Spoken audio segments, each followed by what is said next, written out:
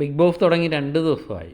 അപ്പോഴേ നമുക്ക് മനസ്സിലാക്കിയ ഒരു കാര്യമെന്ന് പറഞ്ഞാൽ, അനീഷ് എന്ന് പറയുന്ന ഒരു മത്സരാർത്ഥിയെ ചുറ്റിപ്പറ്റി ഒരു ഗ്രഹം കണക്കെ സഞ്ചരിച്ചുകൊണ്ടിരിക്കുന്ന മറ്റു മത്സരാർത്ഥികളെയാണ് നമ്മൾ കാണുന്നത്.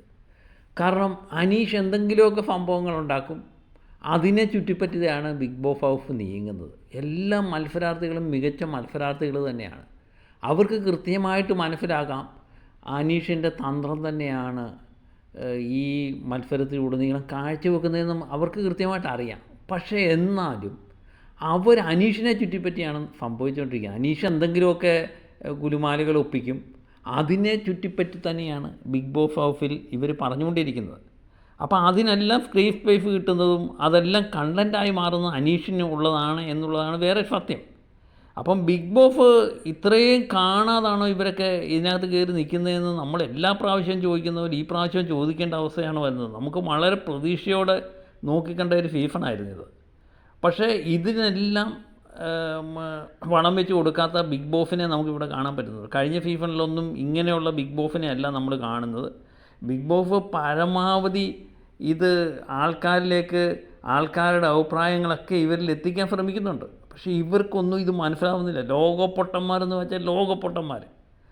ഈ പല മത്സരാർത്ഥികളും അപ്പാനി ശരത്ത്, ഷാനവാഫ്, അക്ബർ ഖാനെ എന്ന് വേണ്ട എല്ലാം, അഭിലാഷ് എന്ന് പറയുന്ന മത്സരാർത്ഥികളെല്ലാം അനീഷുമായിട്ട് ബന്ധപ്പെട്ട വിഷയങ്ങൾക്കാണ് ഇവർ സ്ക്രീൻ സ്പേസ്, അനീഷ് സ്പേസ് ഉണ്ടാക്കാൻ വേണ്ടിയാണ് അനീഷ് ഇങ്ങനെ കാണിച്ചു കൂട്ടുന്നത്. അതിനിടയിൽ കയറി ഇവരും ഉണ്ടാക്കിയാണ്. പക്ഷേ അതിൻ്റെ എല്ലാ ക്രെഡിറ്റും കിട്ടുന്ന അനീഷിനാണെന്നുള്ളത് ഇവർ മനസ്സിലാക്കുന്നില്ല.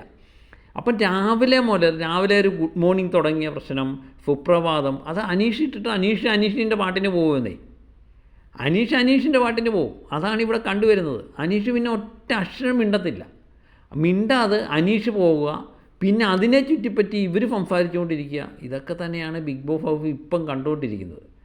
അപ്പം ഇത് സത്യം പറഞ്ഞാൽ ഈ 2 ദിവസം ആയപ്പം ഇവർ യാതൊരു മത്സരത്തിൻ്റെ എന്തോന്നൊന്നും ഇല്ലാതെ തന്നെ അനീഷിനെ ജയിപ്പിച്ച് വിട്ടേക്കാം.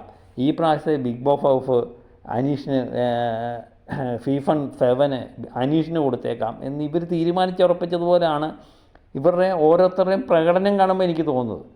അപ്പോൾ ഏതായാലും വരും ദിവസങ്ങളിൽ ഇതിനൊരു മാറ്റം ഉണ്ടായില്ലെങ്കിൽ ഉറപ്പായിട്ട് സീസൺ 6 ഒരു ഫൈനൽ കണ്ടസ്റ്റൻസായിട്ട് നമ്മുടെ അനീഷ് മാറുമെന്ന് ഏകദേശം ഉറപ്പാക്കിയിരിക്കുകയാണ് അനീഷിൻ്റെ 2 ദിവസത്തെ പ്രകടനം.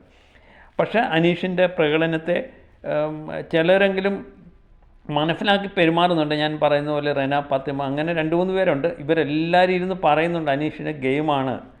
പക്ഷേ ഗെയിമാണെങ്കിൽ ഇവരെന്തിന് പുറകെ പോകണം?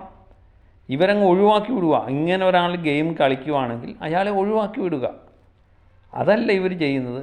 അനീഷിന് അനുകൂലമായിട്ട് നിൽക്കാനാണ് ഇവർ തീരുമാനിച്ചിരിക്കുന്നത്. വരും മണിക്കൂറിൽ അതിനനുസരിച്ച് ഇവർ പെരുമാറുമോ ഇല്ലയോ എന്ന് നോക്കി വേണം മത്സരത്തിൻ്റെ ഗതി നിശ്ചയിക്കാൻ.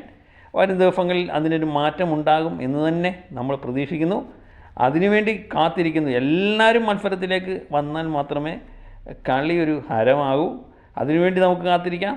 മറ്റൊരു വീഡിയോയുമായിട്ട് വീണ്ടും എത്താം.